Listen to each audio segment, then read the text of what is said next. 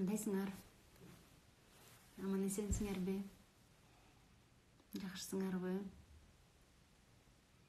Мен силерди укканыма көргөнүмө кубанычтамын. Кудай колдоп эми эч нерсебиз батарейкаларыбыз отурбай, интернетибиз жакшы болуп, сиздерди көргөнүмө. Адилет каражаным, жакшысыңбы? Аябай кубанычтабыз. Матешке салам айт. Сени көрүп атканыма кубанычтамын. Алейкум ассалам баарыңарга, алейкум ассалам. Баарыңарды көргөнүмө кубанычтамын.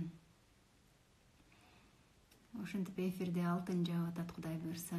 Ушундай алтын маалыматтарды алганга аракет кылалы. Бүгүн биз Максат Мухтаров деген агайыбыз менен Кытай жергесинде сиздерге бала тарбиялоо тууралуу сабактарга жакшы бир маалыматтарды беришели деп даярданып турган чагыбыз. Колуңуздарга ежедневниктерди алып алсаңыздар, ошол ежедневниктер менен биз караңыздарчы, Бишкекте кандай сонун тюльпан гүлдөдү. Ушундай тюльпандар болуп эле, жашообуз жакшы болуп эле, бири-бирибизди сыйлашып, урматташып, аман эсен жашайлы. Биздин байкебиз аябай пунктуальный эле. Кудай буйрса бир аздан кийин эфирге киребиз. Запрос жиберген болуш керек эфир. Кандайсың деп атат. Салам, алейкум салам баарыңарга. Карачы, оронуп алдыңбы? Оронуп алгам. Ушундай болуп. Бир күнү орону жөнүндө дагы прямой эфир жасап берем. Эмнеге андай болду? Ошол экранды түз кылсаңар болобу дейт. Ато башым кыйшайып ороп кетти дейт.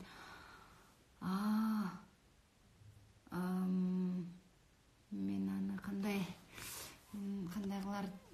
кылар билбейт экем. Кечиресиздер, мен азыр балким түз жагынан кылганга мүмкүнчүлүк болсо, ошондой кылып көрөйүн, мындай кылып көрөйүн. Адамды кошкондо кандай болуп калат болду экен? Азыр. Гүлдөн салам дейт. Алейкум салам.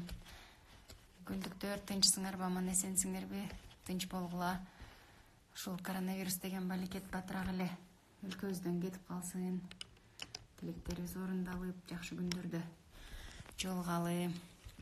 Кутман кеч. Бисмиллах. Бул болбойм деп атат.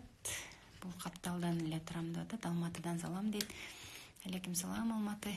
Кандайсыңар? Жакшы жүрөсүңөрбү? Биздин жердештерибиз дүйнөнүн көп өлкөлөрүндө бар. Баарыңарга салам жолдойбуз. Мындай эле кылат коёмун да, Хорошо. Салам, Бахрейн. Вау! Бахрейнден кирип атышат. Угулбай атабы жакшы? Бисмилля, азыр. Кандай угулуп атат? Кимдерге кандай угулуп атат? Барсыңарбы? Жакшы эле угулуп атса, жакшы деп коюңуздар. Аябай оор басырыктуу. Рахмат. Мен рахмат, оор басырыктуумбу? Кандайсыңар? Тыңыргыз. Бүгүн жүктөгөн видеоңузда дейт Карнеги жөнүндө айтып өттүңүз. Дейл Карнегинин «Как найти друзей за 10 дней» беле, ушундай китеп болчу. Аны мен 10 жыл мурун окуган болушум керек эле. Байкебизди кошолу эми.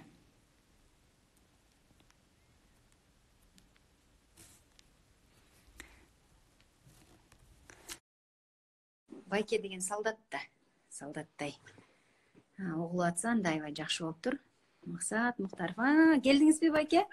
Мен сизге кошуп атам. Салам алейкум, Байке. Жакшысызбы? Алейкум салам. Жакшы, өзүңүз кандайсыз? Шүгүр, Байке. Шүгүр. Кыргызстанда баары эле сиз интернеттен уккандай, көргөндөй үйлөргө отуруп калдык. Деген баардык балдардын тилектери орундалды го дейм, Байке? Ушу атам үйдө отурса экен, энем үйдө отурса экен деген баланын баарынын тилеги го деп ойлоп калдым. Биз эмне кылсак да алардын дуасы кабыл болсо, Кудай ошондой кылып бизди үйгө отургузуп койду. Жакшысы, иштериңиз жакшыбы? Жакшы, өзүңүздөр кандайсыздар? Бияктар стабилдешти, уже Кытай коронавирусту жеңди. Иншалла. Биз да ушул сөздөрдү айталы байке. Анан эми баягы дароо эле ишке өтөлү, Кудай буйрса. Тиги албетте менин тажрыйбам аз, көбүрөөк сиздин тажрыйбаңызга токтолобуз. Анан бир байкаган нерсем байке, балдарды биз аябай кучакташыбыз керек экен, сүйүшүбүз керек экен да. Биз аларды колдоо көргөзүп, кемчиликтерин айтпай, тескерисинче баарын түшүндүрүп беришибиз керек экен. Анан экинчиси, алар бизди туурайт экен байке. Ошо балдарыбыз жакшы болуш үчүн биз өзүбүздү түздөйт окшойбуз да.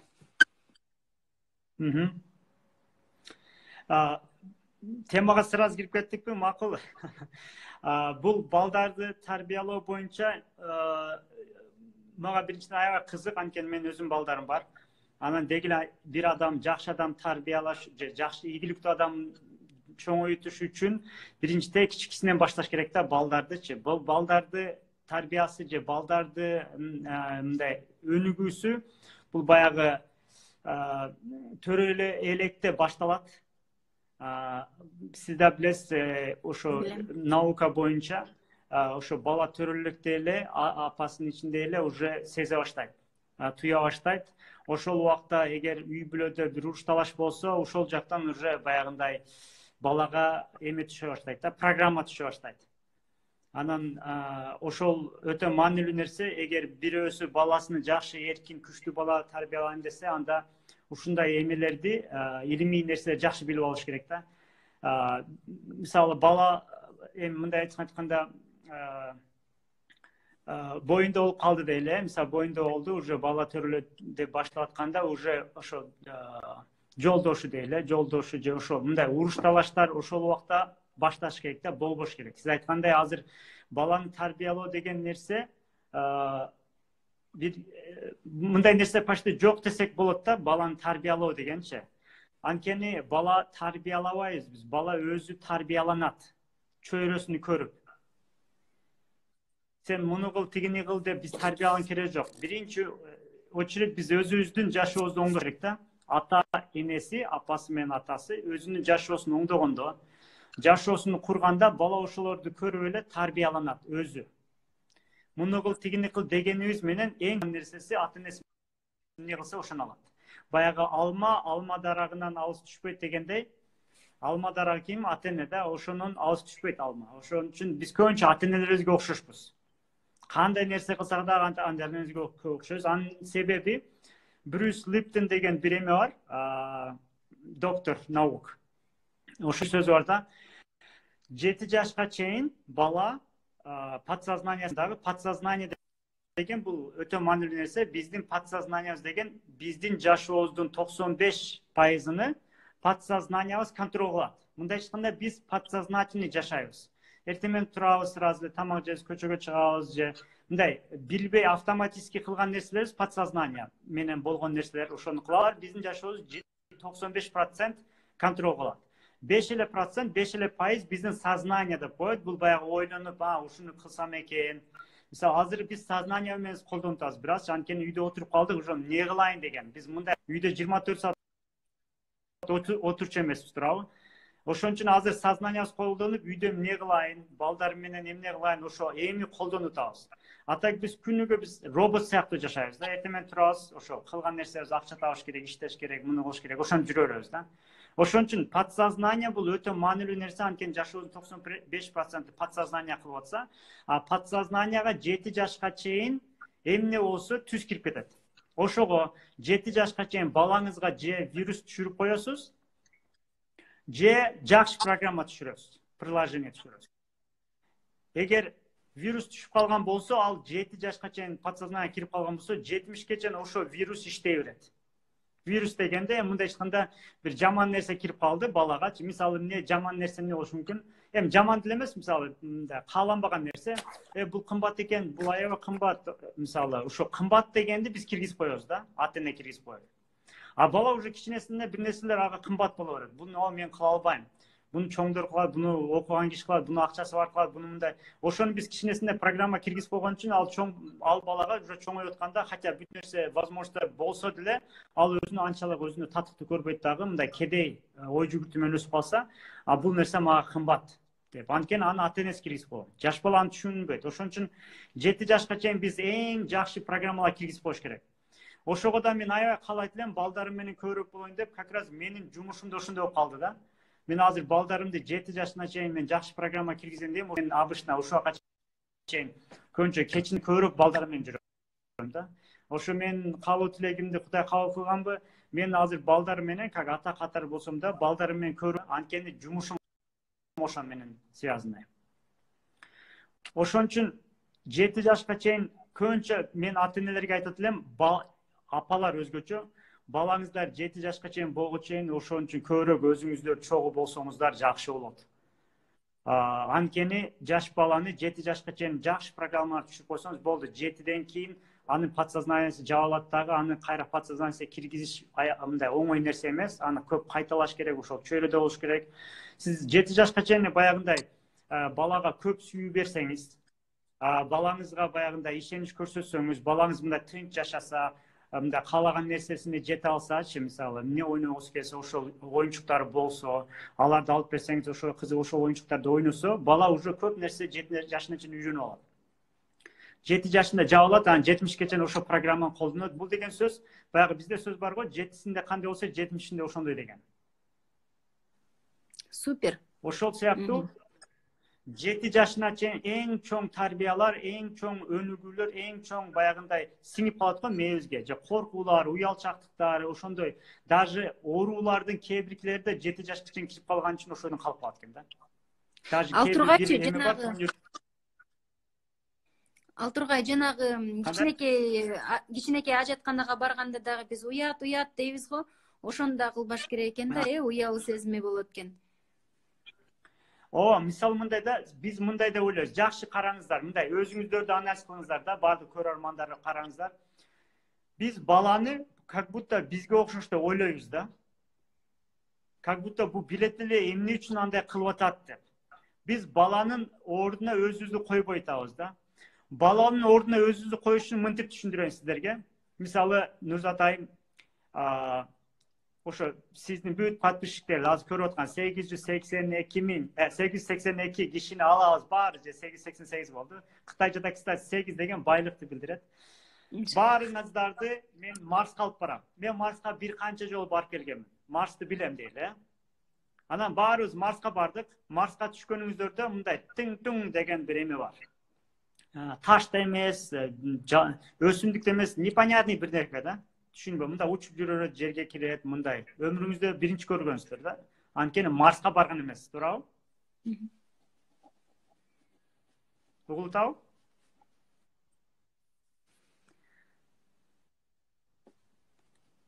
Угулат байке. Мен угатасыздарбы дегенде.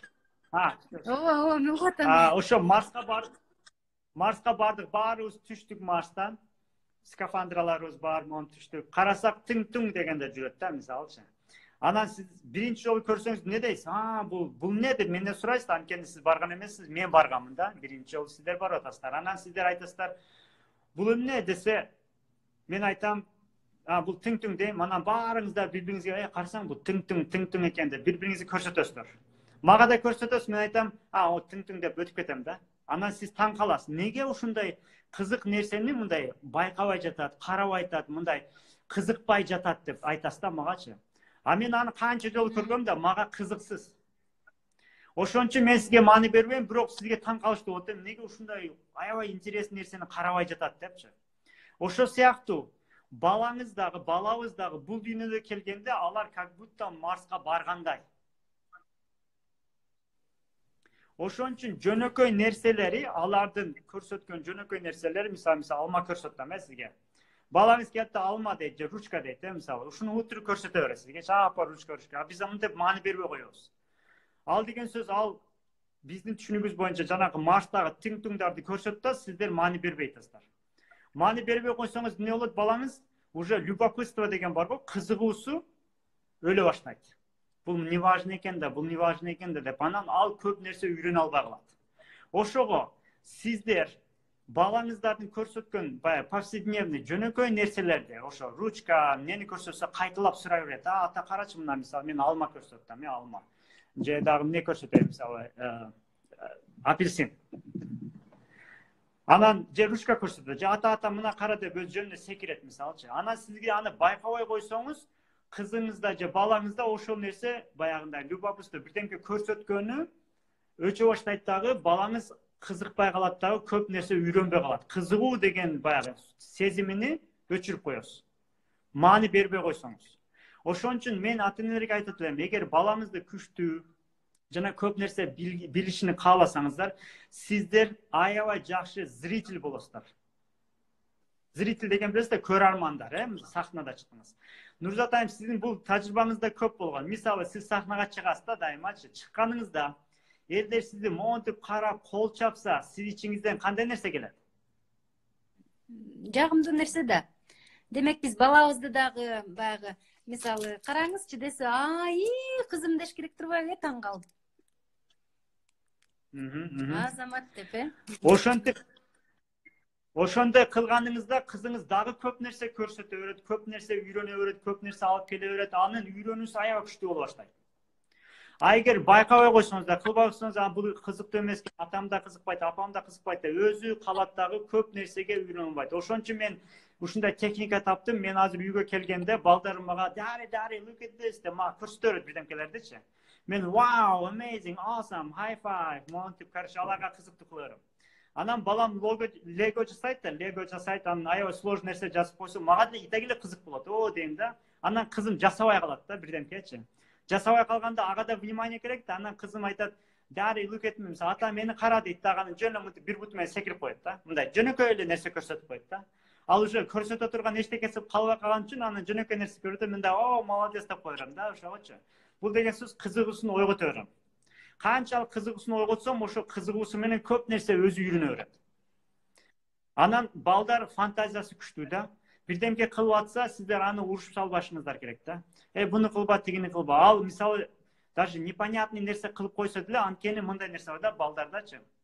Бир автордун түшүндүргөн нерсеси бар да. Балдардын, адамдын руху, баласын, кички баланын руху бар да. Анын фантазиясы аябай күчтүү да. Көп нерселер бар. Бирок ал бала физически аны көрсөтө албайт да. Бирок өзү көрүп атат. Аны түшүндүрүшүм түшүндүрөм. Мен баягы кички балдарды окутканмын да. Мен Кытайга келгенде да баягындай опытым боюнча жаш балдарды early childhood education'да да опытым көп да. Кички балдардын ой жүгүртүүсү, кантип аларды окутуш керек, эмне кылыш керек сыяктуучу. Жаш бала деген бул оюн бар го, оюн. Бирдемке ойнойт. Ошол оюн биздин түшүнүгүбүз боюнча IT технология. Же коучинг аларга. Алар ошо оюн деген сөз биздин баягындай компьютер программа кылабыз го жумуштарда мынтепчи. Же какой-то бир МПОлордун программалары болот го, социальный программалар. Мисалы, ошол жаш бала үчүн оюн. Ошон үчүн оюнчугуну, ойногон нерсесини сиздер кичики жаман деп таштап койбоңуздар. Бала ошону менен дүйнөнү тааныйт. Ал мындайча айтканда ойноп аткан деген сөзү, ал университетте окуп атат деген сөз.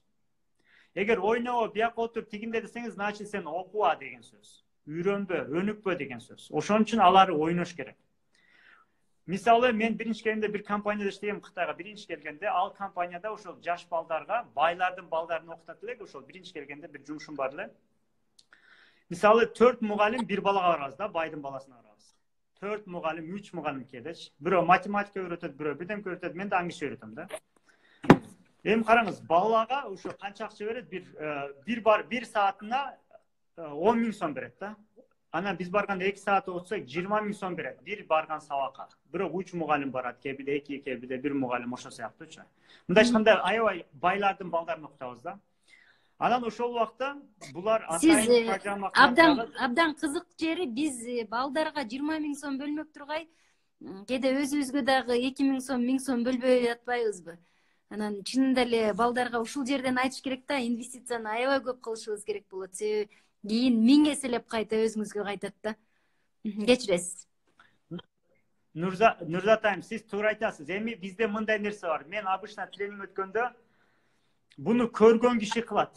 Биз мынтип айткан менен алар түшүнбөйт да, туурабы. Мен көрдүм, мен өзү ишендим, мен дагы кызыма ошол компаниядан кымбат баалуу мугалимдер мен иштеген үчүн ошол убакта менин үйгө эле келип кызымды окутчу да, ошол эки мугалим келипчи. Ошол 20.000 сом мен компанияда иштеген үчүн мага эме кылышат эле дагы, ошо келип туруп 20.000 сомдук сабакты келип эки мугалим келип мен кызыма окутушат эле да. Ошол сыяктуу. Бул деген сөз мен акча берген жокмун. Компания мен иштеген үчүн мага да эме кылды, ошондой программа түзүп, кызым ошондой эмеде үйрөнгөн. Айта турган нерсем, биз 2 мугалим, 3 мугалим барат элек ошондо, ар бирибизде мындай чемодандар бар, чоң чемодандар бар. Как будто баягы кийимдерди салып башка шаарга учабыз, ошол сыяктуу барабыз. Ичинде бүт оюнчуктар бар. Менин сабак өтө турган оюнчугум бар, тиги мугалим математиктики бар, анан эменики бар, баягы сүрөт тартат. Ошо 5-6 жашар балага баягы скульптуралардын эмелерин өтөт да, кадимкидей элечи. Мына эме дейт, бул Германиядан чыккан эме дейт, мисалы скульптор мындай, же бул Бах дейт, музыканттар барат. Мындай айтканда, ошол байдын балдары кичинесинен баштап эле уже көп нерсени билет да. Дүйнөдөгү баягы кайсы өлкөдөгү кайсы карталарды бүт баарын билет, ушундай да, ушундай эме. Ал жөн эле эме репетиторство. Мектептен кийин, садиктен кийин ошондой 2 саат окушат. Мындайча айтканда ошондой нерсе да, илимди аябай эрте башташат да. Ошол сыяктуу айта турган нерсем, буну неге айтып атам? Ата энелер түшүнүш керек да, бунучу оюнчук деген балдар үчүн аспаптар же инструменттер иштеш үчүн. Туурабы, бизге азыр компьютер керек да иштеш үчүн, туурабы? Же иштеш үчүн ошол аппараттар керек. Же үй куруш үчүн бир мындай дрель керек, бирдемкелер керек. Ошол сыяктуу эле балдардын акча табышы үчүн, биздин түшүнүк боюнча, же аябай бир нерсе окуш үчүн, университетке барыш үчүн балдардыкы оюнчук. Оюнчук өтө маанилүү. Мен аябай бай кишинин үйүнө баргамда, могул жерде квартирасынын өзү эле $40 миллион да. Мен эсептеп чыктым, 800 квадрат метр, Гуанчжоудогу эң кымбат үй ошонун квартира ошонуко. Анан барып алардын жашоосун байкадым. Конечно, үйүндө 7 кызматчы бар. Анан кызматчылардын башчысы бар, филиппинкалар бар, эмелер бар. Анан мен ошол үйгө барам да. Барып анан карасам, алардын жашоосун изилдедим да, анткени бир байдын жашоосу кандай болот. Аны көрбөсөңүз түшүнбөйсүз. Айттым, 800 квадрат метр. Анан ар бир барганда мондай чоң кире бериште итагиле охраналар бар, эмелер бар, кире бериште чоң гүл бар, мындай. Ал гүл күнүгө алмашат. Же 2 күндө бир алмашат. Аяктагылар ишчилер менен калат. Анан кызык жагы, балдарынын оюнчук эмеси бар, игровой комнатасы бар. Ошол жердеги оюнчуктар дагы 2 жумада алмашып турат да. Жаңы оюнчук коюп турушат. Бул деген сөз эмне деген сөз? Бала дагы биз бир оюнчук алып берип коюп, мындай деп атпайбыз, ал бала үйрөнүп да, жаңы оюнчук деген iPhone 11. Мындай жаңы, мындай апдейт болуп атат да, мындайча. Ошол сыяктуу, конечно, сиздин анча акчаңыз жок болушу мүмкүн, анча нерсе кылбашыңыз мүмкүн. Бирок не обязательно акча бүт нерсе. Биз даже баягы балдарды үйрөткөндө мындай топурак атайын мындай коробкаларда эме болчу. Жөнөкөй эле ылай бар го, ылайды билесиз да, мындай топуракты алып суу кылып эме кылып. Ошону алып барат элек, натуральный деп балдар ошону бирдемке жасайт эле, анан катырып коет эле. Бул дагы ошондой. Көчөгө чыгыңыз, топурак алыңыз жакшыраак, үйгө келип суу куюп эме кылыңыз, пленка жайыңыз, азыр как раз карантин болсо, бүт семья менен мынтип курчалып отурасыз дагы, ошо ылайдан алып эле бирдемке жасаңыз. Супер. Бул баланын эмесин өрчүтөт. Анан баланы ошо кички балдардан азыр айтабыз да көңчө. Жаш бала канчалаган нерсени кармаса, мээси ошончолук өрчүйт. Не деген сөз? Баягындай пиро бар го, мындай тооктун эмеси, перасы. Анан ошону кармаса, бала уже сезимдери ошо менен күчөйт. Бир ташты кармаш керек, бир темирди кармаш керек, бир ватаны кармаш керек, бир мындай ар түрдүү нерсени кармаганда баланын мээси өрчүйт. Көргөнү, кармаганы. Ошон үчүн балаңызга көп тажрыйбалуу нерсени көрсөтүшүңүз керек да. Топурак алып келип үйдө ойноңуз, таш алып келиңиз, мисалы көңчө натуральный. Эгер оюнчуктар пластмассовый болсо, пластмассанын ар бир түрү бирдей эле даамга татылат экен да. Мисалы, пластмасса катуу оюнчук. Бала оозуна салганда тилине тиет да, анан пакет, ал дагы пластмассадан. Анда оозуна кылса, пластмассадан жасалган нерсе бир түрдүү нерсе экен. Хоч сиз канча оюнчугуңуз болсун бир түрдүү. Бала кармаганда оозуна мындай эме кылат го, оозуна салат го, кички бала. Ал бир эле түрдүү. Ошон үчүн ал бар, таш бар, топурак бар. Не болсо ошолордун баарын ар түрдүү жаратылыштын эмесин, жыгач бар алып келиңиз, жалбырак алып келиңиз үйгө, мисалчы. Бала, жаш бала, ошо сиздин кызыңыз как раз ушул убакта. Мындай карма баларды көргөндө анын мээси өрчүй баштайт. Биз билген жөн эле китептегин алып сүрөттү көрсөткөн, дагы эмне бир оюнчук алган, алар эмес. Мындай ар түрдүү нерсе болуш керек. Так эле ошолорду мынтип коюп койсоңуз, кызыңыздын жанына же мындай жаш балдарыңыздын жанында, алар өздөрү кармап, өздөрү тандап ойной берет. Сиз даже аяка кийлигишкен кереги жок. Ошон үчүн жаш балага мындай үйрөтүү деген нерсе жок. Жаш балага удобство кылып бериш керек. Мындай эч кандай китеби ошол жерде туруш керек, оюнчугу туруш керек, жана кагаздары туруш керек, фломастер туруш керек, бүт баары туруш керек. Бүгүн ойнойт, тигин ойнойт. Эртең туруп алып өзү каалаган башка нерсени ойнойт. Бир нерсени ачат, сындырат. Анан дуалга жазат. Дуалга жазса, эмне кылдың, эме кылдың, кереги жок анын. Дуалыңызды сызып койдуңуз, актап койсоңуз эми канча убакыт кетет, канча акча кетет. Бирок балаңыздын көңүлү сынып калса 7 жашка чейин болду. Ошол сынганы 70 жашка чейин жүрө берет. Даже балаңыз билбейт анычы. Кичкийинде 7 жашка чейин аны бирөө урушуп койгон, бирөө эме кылып койгон, өзү билбейт, эстей албайт, бирок подсознаниясында тура берет да, ошо влияние кыла берет жашоосуна.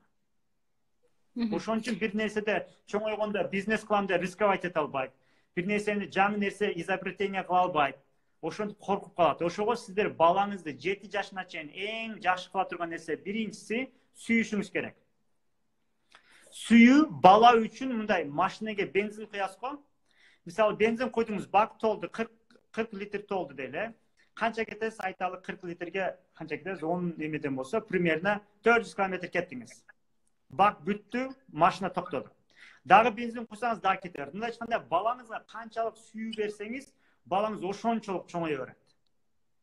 Ошого ата-эненин эң маанилүү нерсеси, именно ата-эненин салым кошо турган нерсеси баласын сүйүү. Эми мындай караңыз, сүйүү боюнча да бир аз айта кетейин. Көп сүйлөп атсам токтотуп коюңуз, Супер сүйлөп атасыз беке. Сүйүү боюнча мынтип айтып берейин. Баланы сүйүп эркелете албайсыз. Андай нерсе жок. Сүйүү менен баланы эркелеп кетти деген нерсе жок. Психологдордун айткан сөзү бул. Меники эмес, мен ошолордон үйрөнөм. Эч кайсы баланы сүйүү менен эркелетип койдум деген нерсе жок. Канчалык сүйсөңүз, бала ошончолук чоңойт. Мисалы айталы, бир аз сүйдүңүз, мисалы 10% сүйдүңүз дейли. Балаңыз эмне болду? Бир жакшы ишчи болду. 20% сүйдүңүз, ал эмне болду? Менеджер болду. 30% сүйдүңүз, начальник болду. Андан көп сүйдүңүз, депутат болду. Андан көп сүйдүңүз, эмне болду? Президент болду. Андан көп сүйдүңүз, мировой президент болду. Андан көп сүйдүңүз, Марска учту. Ошон үчүн баланы көп сүйүп, эркелетип койдум, эркелеп кетти, тентек болуп кетти деген нерсе жок. Баланы сүйүү менен эркелете албайбыз, мындай тентек болуп кетпейт. Ал башка нерседен болот. Сиз ошон үчүн канчалык көп сүйсөңүз, балаңыз ошончолук күчтүү болуп өсөт. Сүйүү балага өтө маанилүү нерсе. Сүйүү. Бирок биз мындай деп ойлойбуз. Чоң киши, бунун эксперт болбогон киши мындай деп ойлойт да, жөнөкөй ата-эне мынтип ойлойт да. Мен албетте баламды сүйөм дейсиз. Туура, сиз балаңыз, кызыңызды сүйөсүзбү? Ооба. Ооба, сүйөсүз. Кызыңыз сиздин сүйгөнүңүздү билеби, сүйөт деп ойлойбу? Билет болуш керек? Жалар билбейби? Биз ошентип ойлойбуз. Бирок кызыңыз антип ойлобойт. Жаш бала мынтип ойлойт. Караңыз, жаш баланын оюн айтайын сизге. Психологдордун айткан сөзү. Биз неге балабызды сүйөбүз деп билебиз, же балабызды билет деп билебиз? Анткени биздин подсознаниябызда чоңоюп атканда биз канчалык дүйнөлүк тажрыйба алганда ата-эне сөзсүз баласын сүйөт да деп билебиз. Анткени карайбыз, чымчыктарды баласын сүйөт. Бир тоок чөжөсүн сүйөт, туурабы? Баласын сүйөт. Анткени баягындай баласы бул электе мышыктан качат, иттен качат, анан баягы жөжөлөр пайда болгондон кийин ит менен согушат. Значит, ал жерде түшүнүп атабыз, бул баласын сүйөт экен. Ана ата-эненин мээрими бар, сүйөт деп ошентип информация болгон үчүн биз билебиз ата-эне баласын сүйөт деп. Балада анчалык информация жок. Анча нерсе билбеген үчүн балада вопрос болот да, ата-энем мени сүйөбү деген. Ал жанагы жөжөлөр көргөн эмес, жашоондо бир сүйүү, ата-энеси баласын сүйөт деген понятие жок. Андай нерсени көрө элек, үйрөнө элек. Ошон үчүн алар билбейт. Ата-энем мени сүйөбү, сүйбөбү деген билбейт. Ошон үчүн дайыма текшерет. Ата-энем чынында эле мени сүйөбү деп. Эгер сиз балаңызды урушсаңыз, балаңыз ойлойт, кызыңыз ойлойт, жаш кызыңыз, балаңыз. Ата-энем мени вообще эми сүйбөйт экен деп ойлойт. Баягы биздеги түшүнүк балада жок. Ошон үчүн балага сиз эмне кылышыңыз керек? Подтверждение берип турушуңуз керек. Бала мен сүйөм, мен сени аябай сүйөм деп, аябай сөз менен айтып турушуңуз керек. Күнүнө бир канча жолу, 10 жолу, 20 жолу. Кучакташыңыз керек. Мен сени жана сүйөм деп айтышыңыз керек. Анткени балаңызды урушкан убакта балаңыз ойлойт, ата-энем же апам же атам мени эч качан сүйбөйт экен. ошондой түшүнүк келет. Анткени аларда жанакындай биздегидей түшүнүк жок, аларда чоң кишидей түшүнүк жок.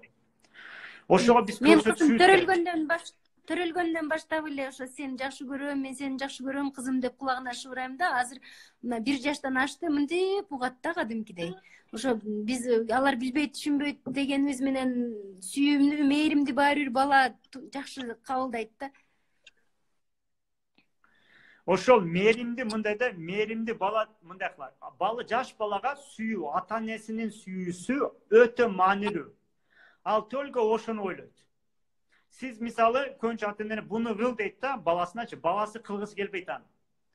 Кылгысы келбейт, ана ата энеси урушат. Анан ошондо бала кылат, ата энеси урушкан үчүн кылат. Эмне үчүн дегенде, менин атамдын же апамдын сүйүүсүн жоготуп ийбейин, андан көрө бул жакпаган нерсени дагы мен кыла берейин, лучше кылайын, чтобы ата энемдин сүйүүсүн жоготуп албайын деп кыйнайт дагы өзүнө, ошону кылат. Ошон үчүн гана кылат. Бала только сүйүү менен эме кылат, бартер кылат да мындай. Ата энеси мындай деп атат да, ата энеси урушкан деген сөз, сен кылбасаң мен сени сүйбөйм деген сөз болот. Мен сени вечный сүйбөйм деген сөз менен түшүнөт ал. Анан вечный сүйүүнү жок кылып бербейин дейт дагы, не кылат? Ошо каалабаган нерсесин кылат. Ошого баланын түшүнүгүнү жакшы ата эне түшүнүш керек да. Эгер андай түшүнбөсөк, биз баланы чоң кишидей деп ойлосок, көбүнчө нерседен биз туура эмес нерсе кылып коебуз. Мага бул нерсе өтө маанилүү болчу. Баланы кантип тарбиялаш керек? Мындай эч кандай тарбия деген нерсе жок. Бала эмне деп түшүнөт? Мындай, биз сөз сүйлөп атабыз да, биз кыймыл аракет кылып атабыз. Бул энкодинг болот. Дегенде мындай эч кандай бир программа, бир кетти, сөзүбүз кетти, туурабы? Баланын мээси алды, аны башкача алат. Биз ошолорду түшүнүшүбүз керек да. Жанакы айтканда бир нерсе айттым. Балаңыз сизди постоянно сүйөт деп билбейт. Урушканыңызда уже мени вечный сүйбөй кал деп ойлойт. Сиз сүйгөнүңүздө мен сени сүйөм деп айтканыңызда, ошондо азыр сүйүп атат экен, кийинкисини билбейм деп ойлойт. Гарантия жок ага. Ошон үчүн сиз күнүгө айтып турушуңуз керек. Демек биз балдарга сүйүүбүздү күнүгө тастыктап турушубуз керек экен да. Анан ар дайым кучактап турушубуз керек. Мен сага ишенем балам, мен сени жакшы көрөм балам, айткын мага деп сырдашып. Себеби чын эле бизге Нур Академияга дагы балдар окуганы келгендечи, мен аны мамам билсе өлтүрөт, атам билсе өлтүрөт деп айтат да. Мен айтам, апаң өлтүрбөйт. Көрдүңбү, биз канчалык туура эмес, өлтүрөм деп атып, ар бир нерседен туура эмес кылып алат экенбиз да. Анан байке, конечно, убактыбыз дагы аябай тар. Бир суроо бар да. Бизде азыр көп баланы тарбиялаганды коюп, өз ата эненин бир чатактары, уруштары болуп атпайбы? Анан көп энелер ошол көбүрөөк стрессте болгондуктан, төрөгөндөн кийин депрессияда болгондуктан, анан үй шарттары бар, биздин менталитет бар, кайындар деген бар, билесиз. Ошол маселелердин баары келип, балага көңүл бурганга жетпей калып атышат да, өзүнүн маселесинен арыла албайчы. Анан ушундай убакта биз балдарга мындай катуураак айтып койгон күндөрүбүз болуп атат. Мындай, могу эмне апа, бул эмне деп мынтип келсе дагы, ар турчу, отура турчу деген дагы учурлар болуп атат. Ошол энелер ушунун үстүнөн, өзүнүн үстүнөн кантип иштеш керек байке? Биринчи кадам. Ичинде аны түртө турган, мисалы мен өзүмдүкүн айтайын да. Мага ушу түшүнүк болгон үчүн мындай да, 7 жашка чейин ага жаман программа түшүп калат. Мен урушсам, мен кыйкырсам, өзүм жиним келсе деген. Бул мага аябай таасир берген да, ушуну үйрөнгөндөн кийинчи.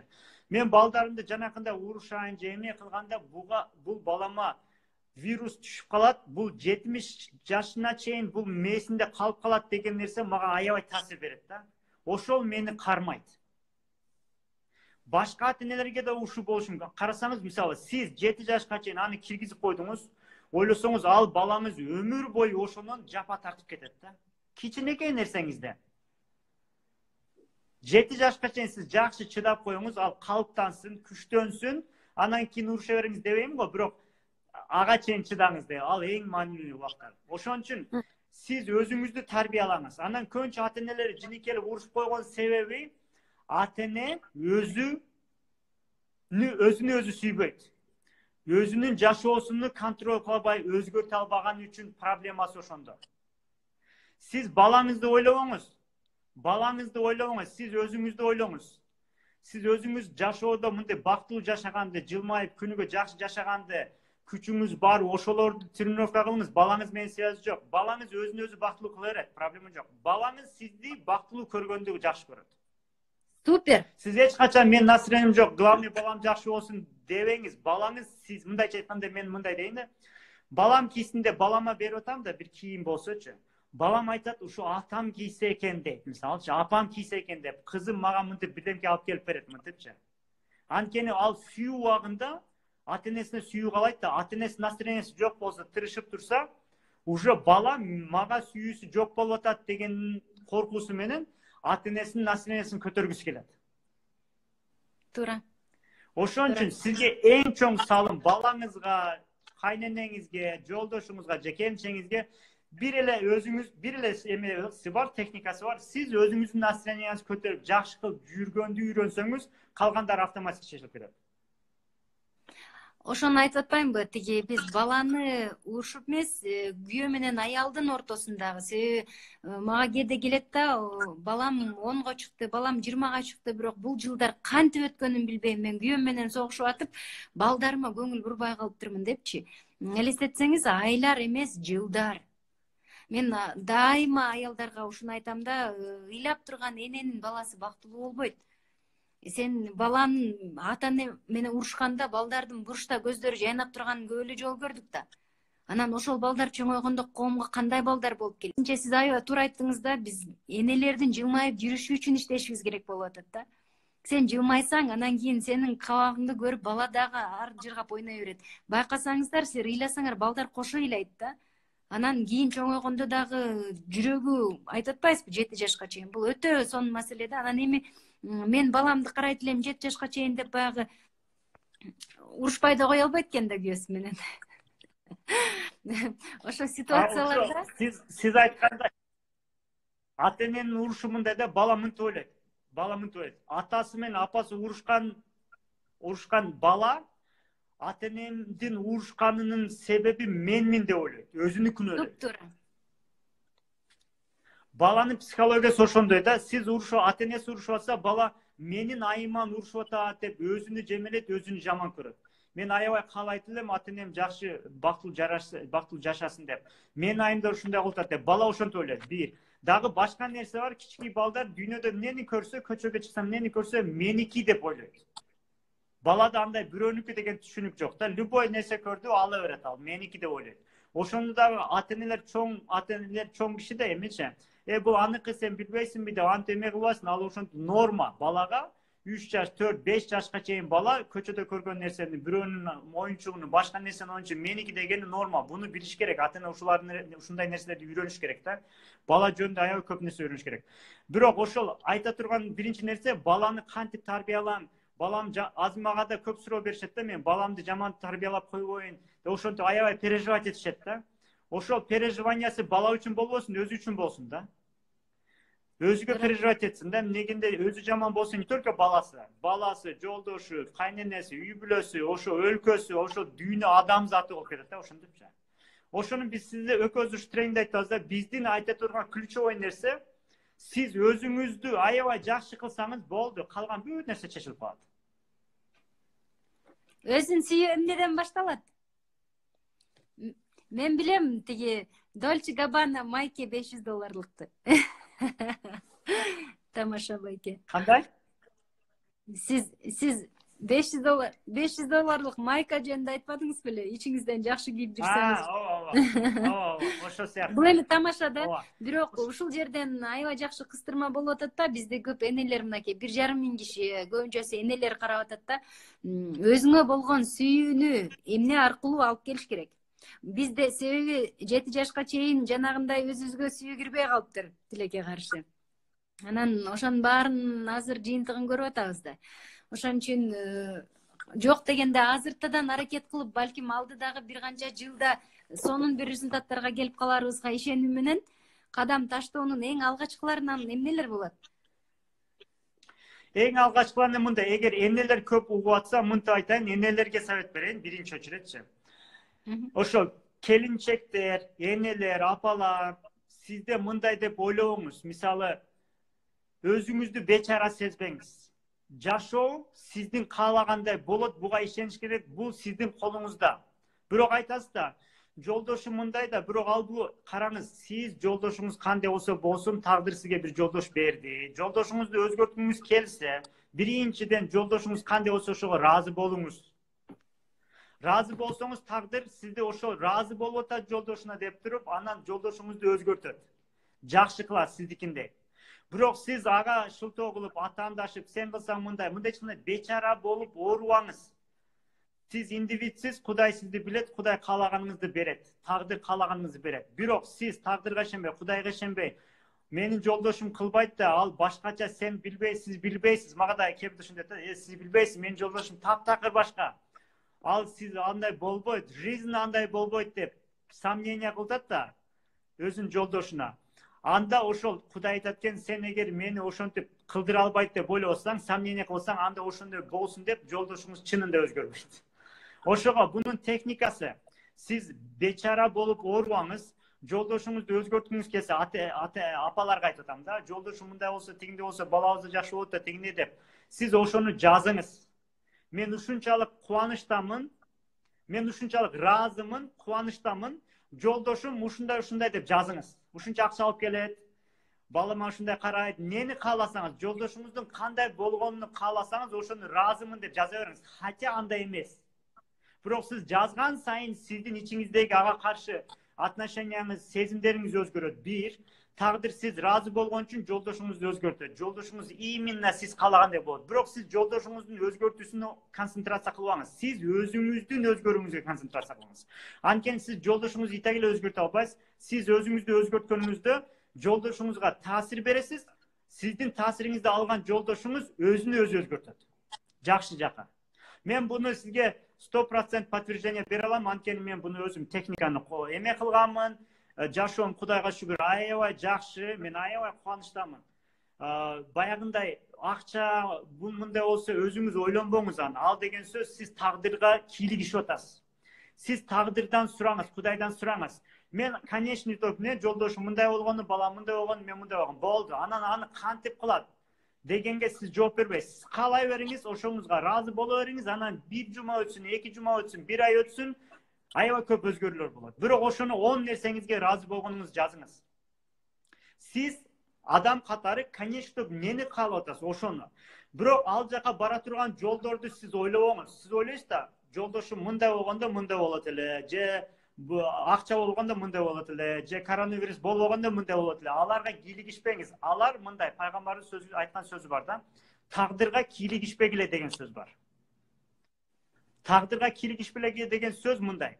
Кантип болоруну адам баласы биле албайт. Анткени адам баласы күндү чыгара албайт, бирөөнү ошол моментке алып келе албайт, мындай тагдырды контролго албайт да. Бирок адам баласына эмне берилген? Эмне каалайсың сен? Кандай баланы каалайсың, кандай жолдошту каалайсың, кандай үй бүлөнү каалайсың? Сен айт, ошону каала. Кудайдан сура. Мындай айтканда, ошону каала, ыраазычылык билдир, ушундай каалаганыңды жаз. Ошондуп каалай берсин, анан өзүнүн жолу чыгат. Өзүнүн жолу чыгат, ал биздин логикабызга келбейт. Пожалуйста, мына коронавирусту ким план кылды? Ким кантип эме кылды? Ушунча болуп кетерин бирөө контрол кыла алабы эле? Эч ким кыла албайт. Вирусту токтото албайт, карантинди токтото албайт. Көрдүңүзбү мындай? Бирок баардык адамдын каалаган нерсесине жараша ушул окуялар болуп жатат.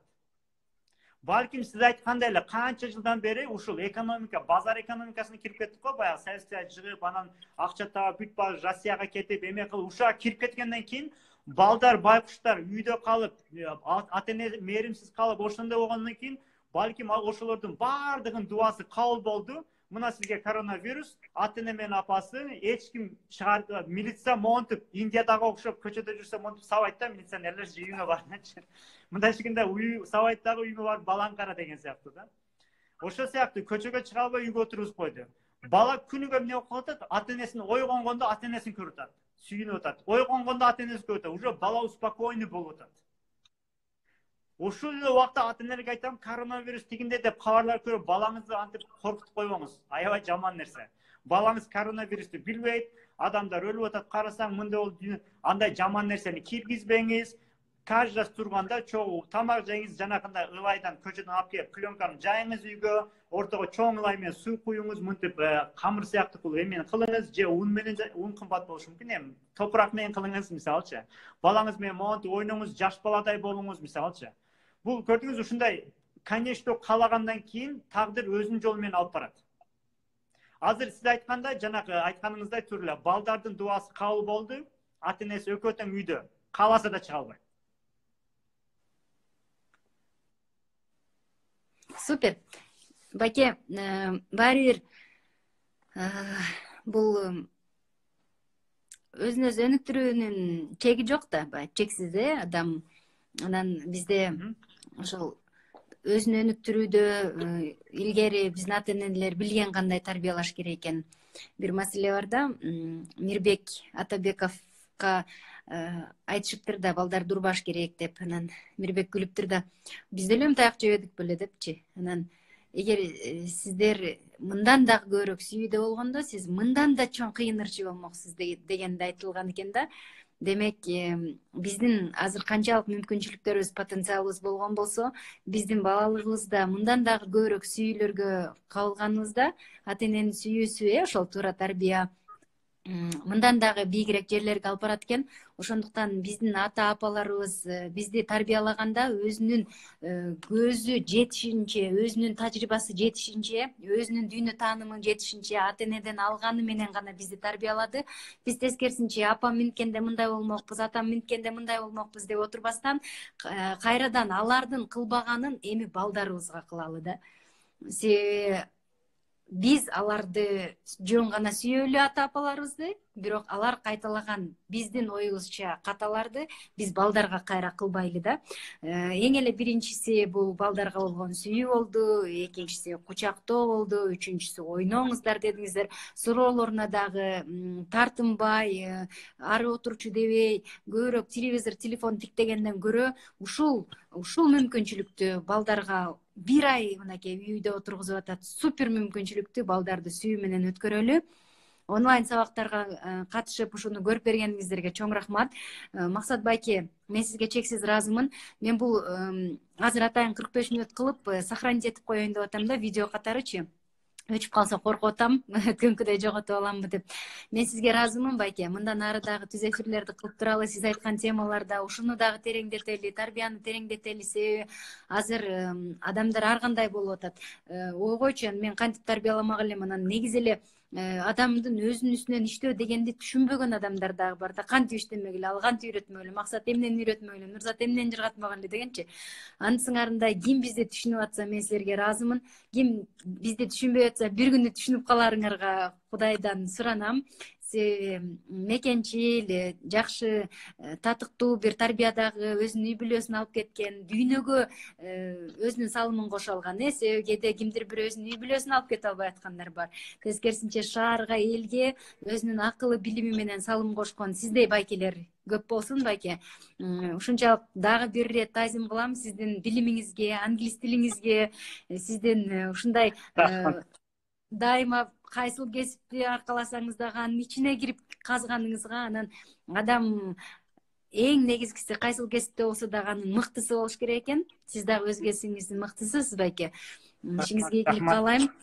Биз менен чогуу болдуңуздар бир канча миң киши. Мен баарыңарга ыраазычылык билдирем.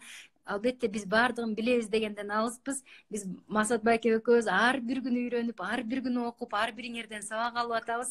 Эч кимге таарынбайбыз, жашоо уланат. Жакшы комментарийлериңерге дагы, жаман комментарийлериңерге дагы баарыңарга ыраазыбыз. Себеби ар бир нерсе адамдын өзүнө кайтып келет. Андыктан жакшы гана нерселер менен бөлүшөлү.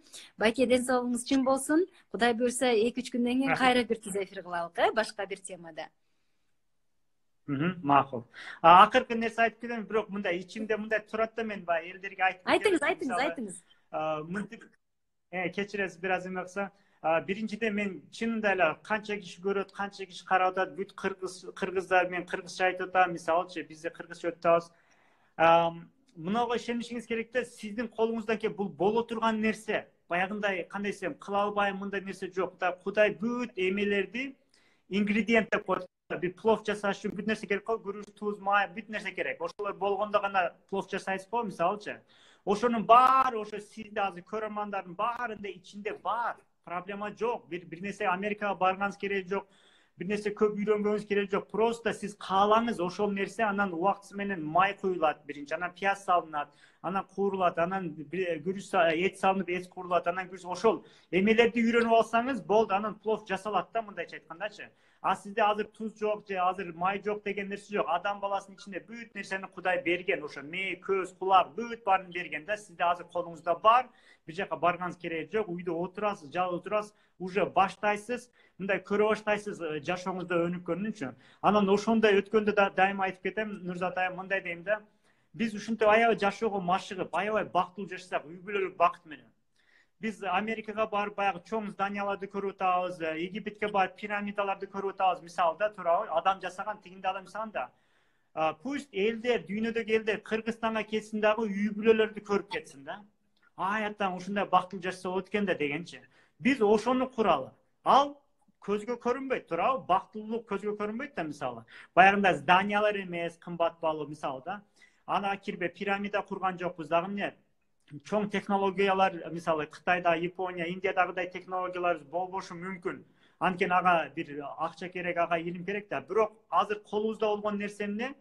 Бактылуу жашаганды үйрөнүш. Сиз эгер ошону үйрөнсөңүздөр, дүйнөнүн баары Кыргызстанга келет дагы, кантип бактылуу жашашыбыз керек деп сиз менен 1-2 күн жашайт. Отношенияларыңыз көрөт, балаңыз менен жанагы сиз айткандай мындай кучактап, тактильный контакт дейт да, балаңызды, жаш балаңызды өзгөчө.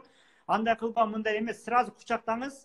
Болду, сиздин жакшысын, ыйлаба деген баардыгын чогултканда кучактаганыңыз бүт уже. Бүт энергияны берет, бүт ошо сүйлөгөнүңүздүн баардыгын энергия менен, сүйүү менен бала алып алат сразу. Ошон үчүн балаңыз жыгылып түшсө, ыйлаба, тур дебей сразу көтөрө коюңуз, кучактаңыз. Тактильный контакт, мындай касание, прикосновение болуш керек да, сүйүүндө өтүш үчүнчү. Ошол сыяктуу буюрса, баарыңыздар ушу көрүп аткан кишилер баштасын.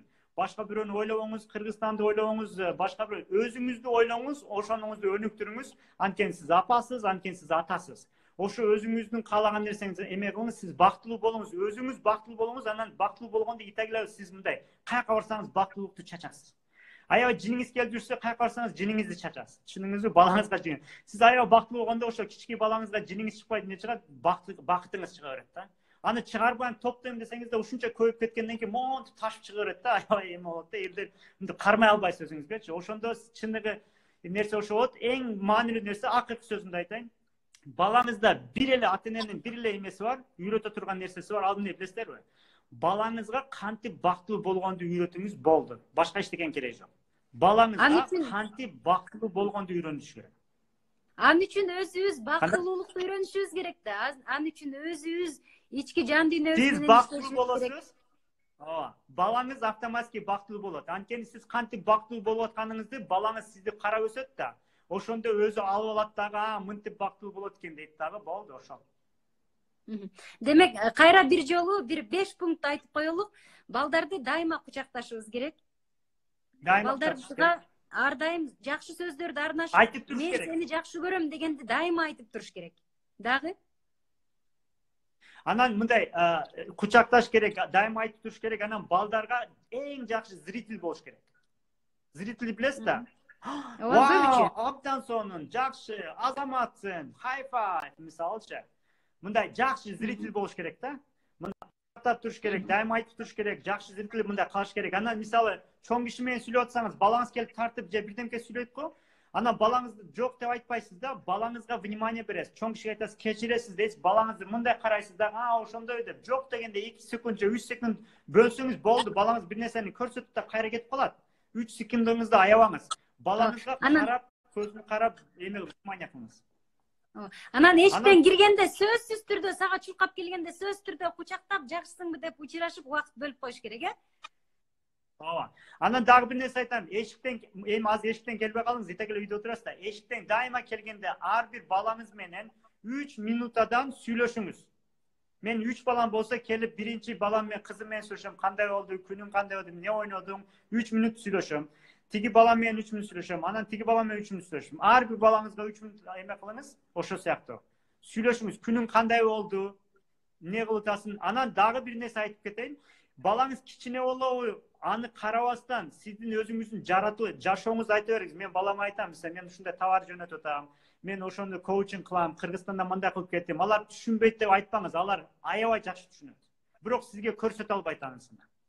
Ошондо балаңызды сиз уже үйдө Гарвард университет болуп калган болот. Менин кыздарым билет коучинг эмне деген, Кудайдан сурашты билет, анан дагы бир нерсени мынтип иштеш керек эмес, просто каалаганда Кудай насип кылат деген сөздөрдү билет ужечи. Ошон үчүн азыртадан түшүндүрө бериңиз. Жөнөкөй жашооңузду кыйын нерсе эмес да. Теоретически эмес, мен кылган нерсемди эле айтып атам. Банковский счет бар мына, WeChat'тан акча котором, анан ушунча акча канча, 100 юан эмне деген, ошолорду айтып берем да. Демек, биз бүгүндөн баштап чоң кишилердей сүйлөшүп башташыбыз керек экен да, сырдашып. Баланы бала деп таштап койбоңуз ооба. Маани бериңиз. Байке, чоң рахмат. Күнүңүз жакшы өтсүн. Чоң рахмат сизге да. Ишиңизге ийгилик каалайбыз. Эмки эмиде көрүшкөнчө. Эмки эфирде көрүшкөнчө баарыңыздарга чоң рахмат, Аман эсен болуңуз. Сизге да чоң рахмат. Көрүшүлөргө да рахмат. Күтөбүз анда.